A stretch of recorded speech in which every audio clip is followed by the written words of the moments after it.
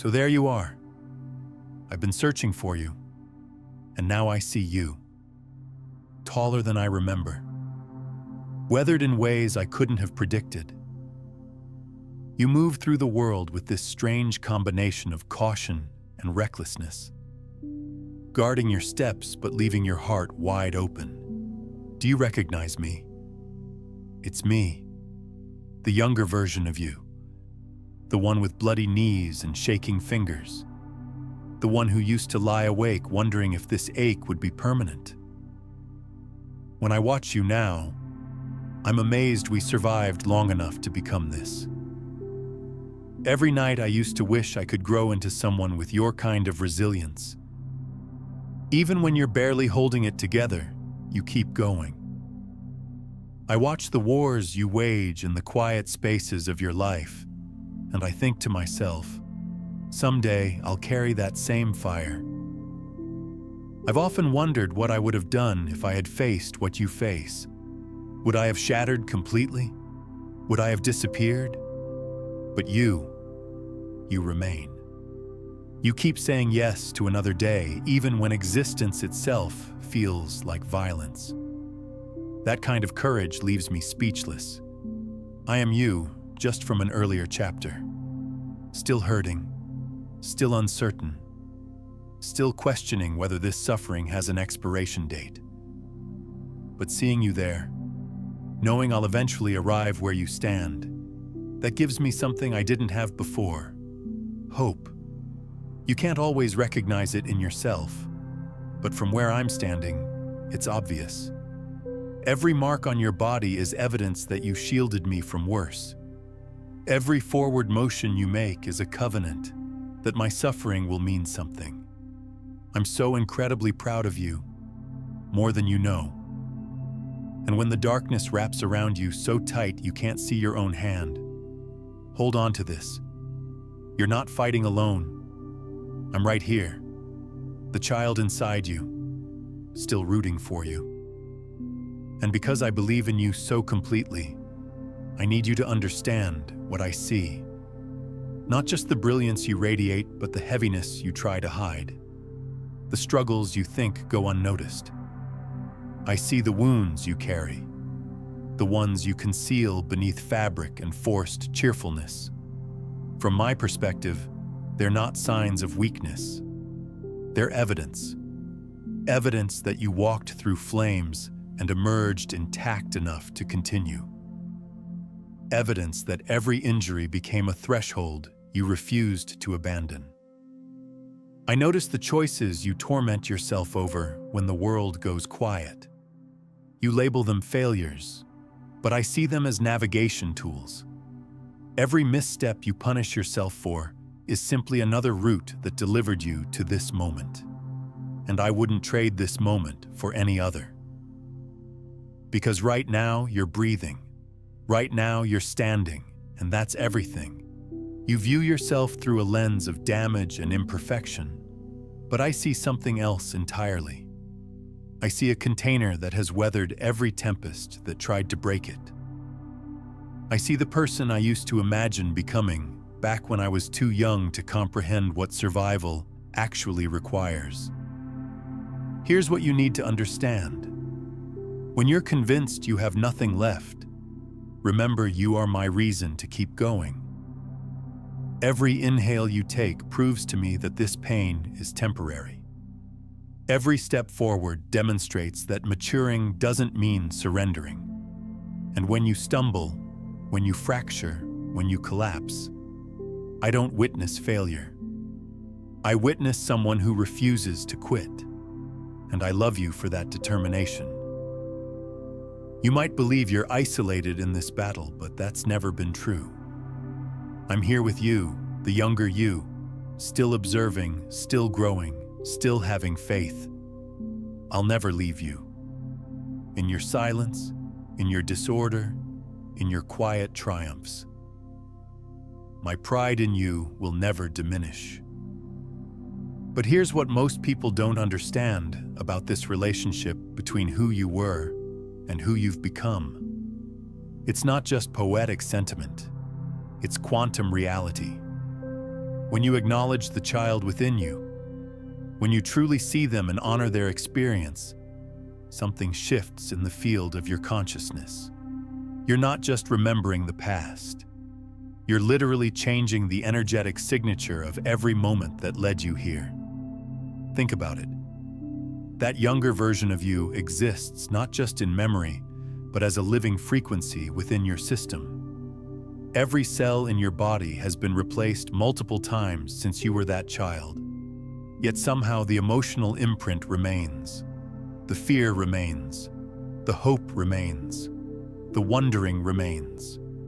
Because consciousness doesn't follow the same rules as matter. Your younger self isn't gone. They're woven into the fabric of who you are right now, influencing your reactions, your beliefs, your sense of what's possible. And here's where it gets profound.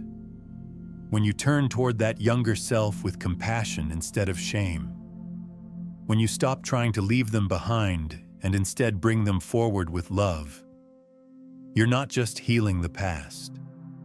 You're literally rewriting the energetic template that's been running your life. You're changing the frequency at which you vibrate. And that frequency determines what you attract, what you notice, what opportunities appear, what relationships form. Most people spend their entire lives trying to outrun their younger selves, trying to be so different, so improved, so evolved that they can finally leave behind the pain of who they were. But that's the trap. Because the younger you doesn't need to be left behind. They need to be integrated. They need to be witnessed. They need to be told that they weren't wrong for feeling what they felt, for struggling how they struggled, for surviving the only way they knew how. And when you do that, when you bridge that gap between then and now with conscious awareness, something remarkable happens. The shame starts to dissolve. The self-judgment starts to soften. The constant feeling that you're not enough, that you should be further along, that you're somehow broken, that starts to release. Because you finally understand that you were always whole. Even in the breaking, you were whole. Even in the confusion, you were complete. Even in the pain, you were perfect. Let me tell you what nobody talks about when they discuss inner child work or healing your past. It's not about revisiting old wounds so you can pick at them until they bleed again. It's about recognizing that the younger you was a quantum observer.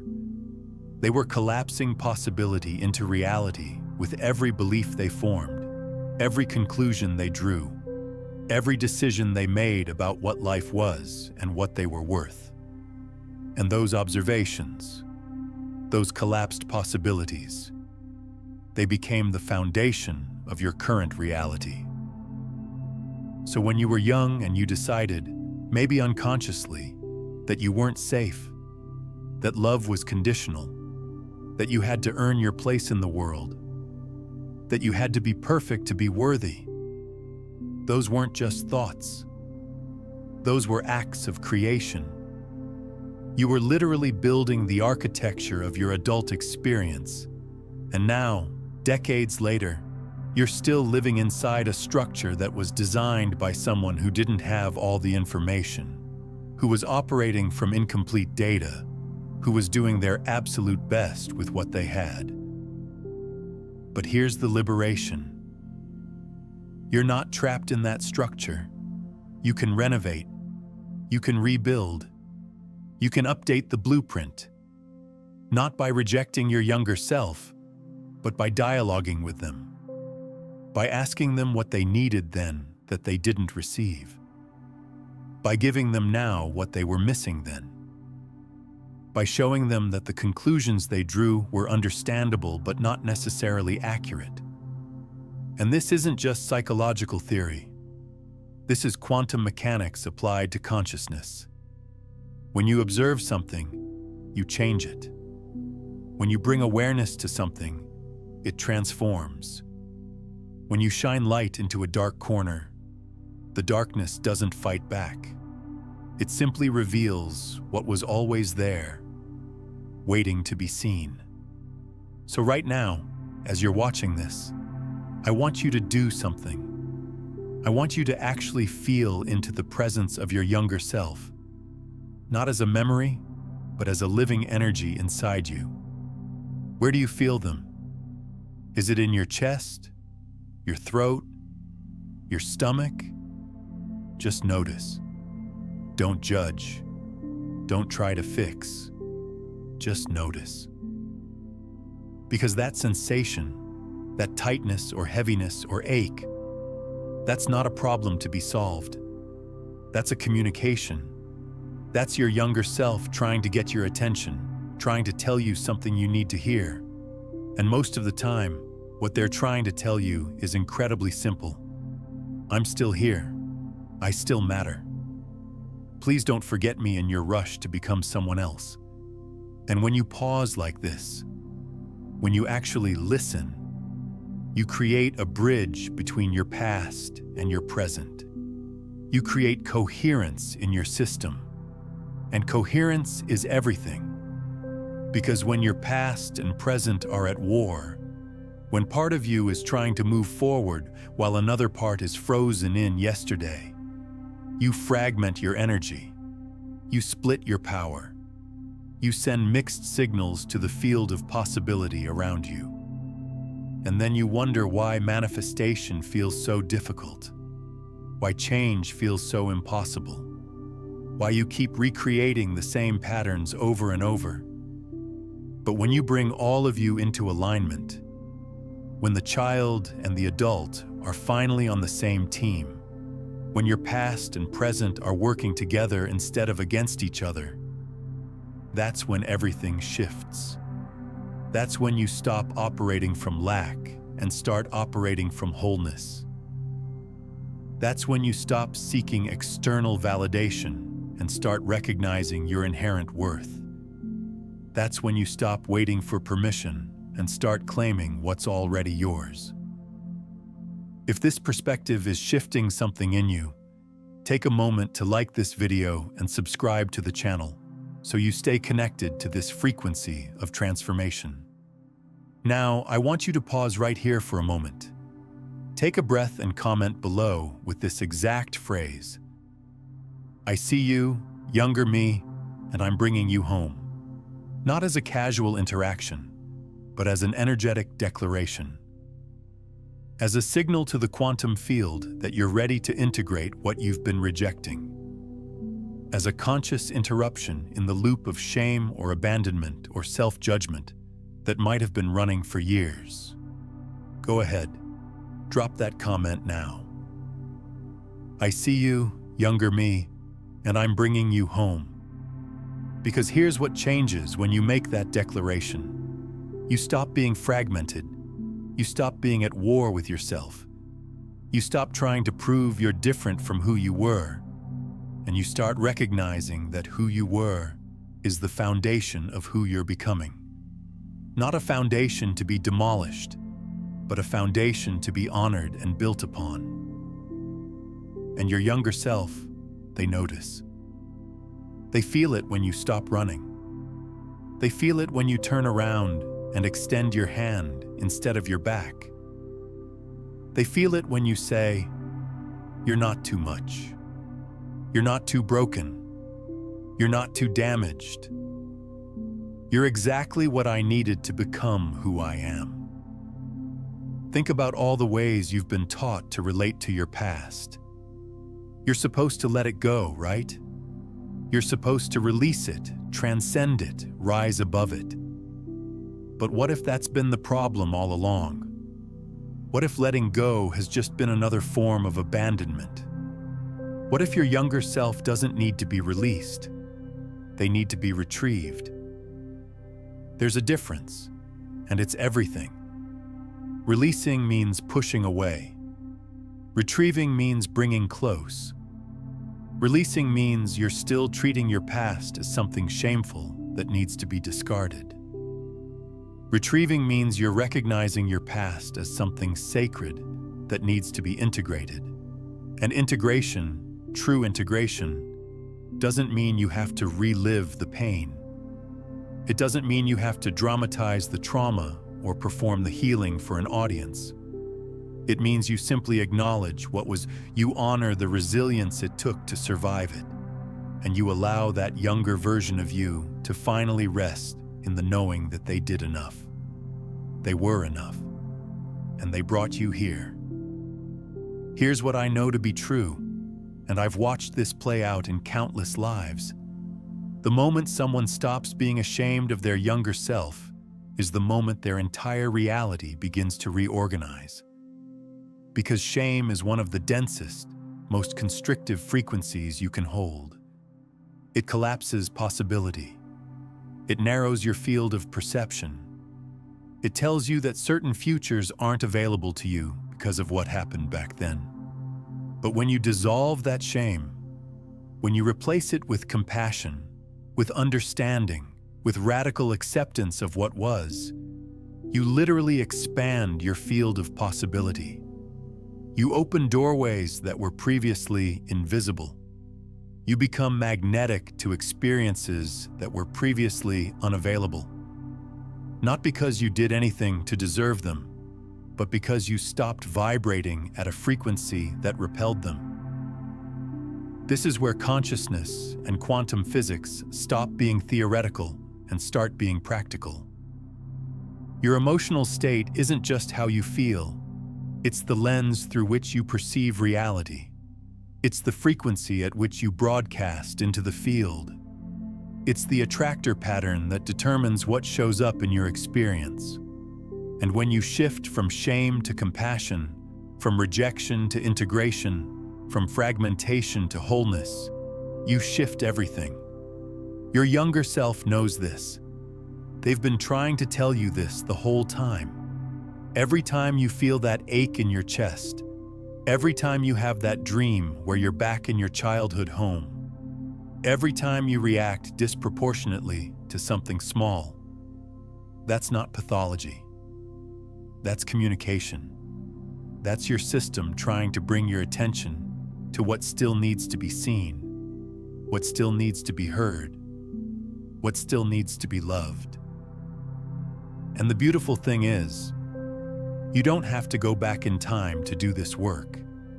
You don't have to excavate every memory or process every emotion. You just have to be present now with the younger you who still lives inside your body, inside your nervous system, inside the way you breathe when you're scared, or the way you hold your shoulders when you're trying to be small. So here's what I'm inviting you into. Not a practice, but a relationship. A daily conversation with the part of you that time moved past, but never left behind. And this conversation doesn't have to be elaborate. It can be as simple as checking in. Hey, younger me, what do you need today? What are you feeling? What do you want me to know? And then you listen. Not with your mind, but with your body. Because your younger self doesn't speak in words. They speak in sensation, in tightness, in ease, in the way your breathing changes when you ask the question. And when you learn their language, when you become fluent in the dialect of your own inner world, you stop feeling crazy or broken or too sensitive. You start feeling coherent, integrated, whole. And from that place of wholeness, from that place of self-compassion and internal alignment, you become unstoppable. Not in the aggressive, forceful way the world teaches, but in the quiet, unshakable way of someone who knows exactly who they are and isn't apologizing for any of it anymore. Someone who has made peace with their past and is now free to create their future without the weight of unresolved shame or unintegrated pain. If what I'm sharing here is resonating with something deep inside you, if you can feel the truth of this in your body rather than just understanding it in your mind, then I want to invite you to subscribe. Not just to this channel, but to this frequency. To this space where we're not interested in surface-level content or quick fixes or spiritual bypassing. where we're committed to the real work of consciousness, the work of integration, the work of becoming whole. Because the more of us who do this work, the more we create a collective field where healing isn't the exception, it's the norm. Where wholeness isn't something you have to earn, it's something you remember. Now here's where this gets even more interesting. When you integrate your younger self, when you stop rejecting parts of your history and start embracing the totality of your journey, you don't just heal yourself, you heal your lineage. Because the patterns you're carrying, the wounds you're working with, they didn't start with you. They were passed down, generationally transmitted through behavior, through belief, through the unspoken rules of your family system. Your grandmother's fear became your mother's anxiety, became your hypervigilance. Your grandfather's rage became your father's coldness, became your difficulty with intimacy. These patterns move through bloodlines like water through soil, invisible but shaping everything. And most people never question them. They just assume this is how life is, this is how they are, this is what they deserve. But you, by doing this work, by turning toward your younger self with consciousness and compassion, you're not just changing your own trajectory, you're interrupting the transmission. You're becoming the pattern breaker, the cycle ender, the one who says, "This stops with me. This gets healed here. This doesn't move forward anymore." And that's not selfish. That's not self-indulgent. That's sacred work. That's the work that changes families, that shifts communities, that eventually transforms the entire field of human consciousness. Because every person who does their internal work, who faces their pain instead of passing it on, who chooses awareness over avoidance, they raise the frequency for everyone. They make it easier for the next person to wake up. They create permission for others to be honest about their struggles. So when your younger self looks at you with those wide eyes full of questions they never got to ask, full of needs they never got to voice, full of dreams they had to postpone, they're not asking you to go back and change what happened. They're asking you to be here now and acknowledge that it did happen, that it mattered, that they matter, and that despite everything, despite all the ways life tried to break them, they made it. You made it. You are the proof that they survived. Let that land for a moment. You are the evidence of your own resilience. Your younger self looked into an uncertain future and kept going anyway. And now you're living in what used to be there someday. And yeah, maybe it doesn't look exactly how they imagined. Maybe there's more complexity, more nuance, more gray area than they could have predicted. But you're here. And that matters more than any specific outcome they were hoping for. Because here's the truth that took me years to understand. Your younger self wasn't just hoping to arrive at a particular destination. They were hoping to become someone who could handle whatever life brought. Someone who wouldn't crumble at the first sign of difficulty. Someone who could feel deeply and still keep going. Someone who could be hurt and still choose love. And look at you. You became that person. Maybe not perfectly, maybe not without scars, but you became them. Every time you got back up, you proved them right. Every time you chose honesty over pretense, vulnerability over armor, presence over numbing, you validated their faith in you. Every time you let yourself cry, really cry, not the polite tears, but the full-body sobs that come from places you didn't know existed, you honored their pain. Every time you let yourself laugh, really laugh, the kind that makes your stomach hurt and your face ache, you honored their joy. And here's what nobody tells you about this journey of integration. It's not linear. You don't just have one conversation with your younger self and suddenly everything's resolved. It's ongoing, it's spiral. You'll think you've healed something, and then 6 months later it shows up again in a different form, asking to be seen from a different angle, inviting you to go deeper. And that's not failure. That's not you doing it wrong. That's the nature of consciousness work. It's not about arriving at some final state of healed perfection. It's about developing a relationship with your own depth, your own complexity, your own humanity. It's about getting comfortable with the fact that you're never finished, you're always evolving, you're constantly discovering new layers of yourself that need attention. And your younger self, they get that. They're not expecting you to have it all figured out. They're just grateful you're trying. They're just relieved you're not pretending anymore. They're just happy you finally slowed down enough to notice they were there, that they never left, that they've been waiting all this time for you to remember them. Now, what we're exploring today is really just one thread in a much larger tapestry of frequency work and conscious transmission.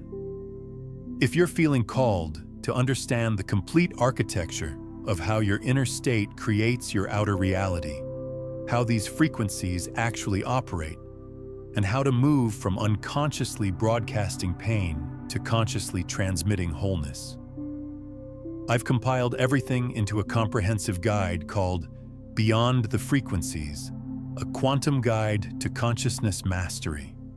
It walks you through the 9 master frequencies, the step-by-step practices for shifting from seeking to being, and the quantum foundation of how you become the field itself rather than just existing within it. It's linked in the pinned comment below. So what does this look like practically?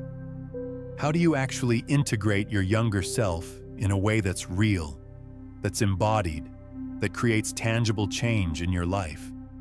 It starts with presence, with the willingness to feel what you've been avoiding, to sit with the discomfort of unprocessed emotions, to let the grief move through you instead of around you, to allow the anger to have a voice instead of constantly policing it. It looks like giving yourself permission to need what you need, even if it's inconvenient, even if it's not what others expect, even if it makes you vulnerable. It looks like setting boundaries, not from a place of self-protection, but from a place of self-respect. It looks like choosing relationships that honor all of you, not just the polished, presentable parts, but the messy, struggling parts too. It looks like reparenting yourself in the moments when you need it most. When you're scared, instead of pushing through with false bravado, you pause and you say, "I see that you're scared, and that's okay. We're going to figure this out together." When you're overwhelmed, instead of collapsing into shame about not being able to handle it, you acknowledge, "This is a lot, and it makes sense that you're feeling this way." Let's take it one piece at a time. This is the conversation your younger self has been waiting for. Not the performance of healing, not the Instagram-worthy version of transformation, but the real, unglamorous, sometimes uncomfortable work of showing up for yourself when no one's watching, when there's no external validation, when the only reward is the growing sense of internal coherence. And as you do this, as you commit to this practice of integration, you'll start to notice something shifting. The patterns that used to run, you start to loosen their grip. The triggers that used to hijack you start to lose their charge. The stories you used to tell yourself about who you are and what you're capable of start to dissolve, revealing something truer underneath. You realize you're not the accumulation of your worst moments. You're not defined by your mistakes or your struggles or the things that happened to you. You're the consciousness that has been witnessing all of it, learning from all of it, growing through all of it. And that consciousness, that awareness, that's who you really are. Everything else is just weather passing through. Your younger self knows this at a level deeper than words. They remember what it felt like before you learned to doubt yourself, before you internalized other people's limitations, before you started believing that who you are isn't enough. They remember the original you, the one who hadn't yet learned to dim your light to make others comfortable, the one who hadn't yet started performing to earn love. And that version of you, that essential self, they're not gone.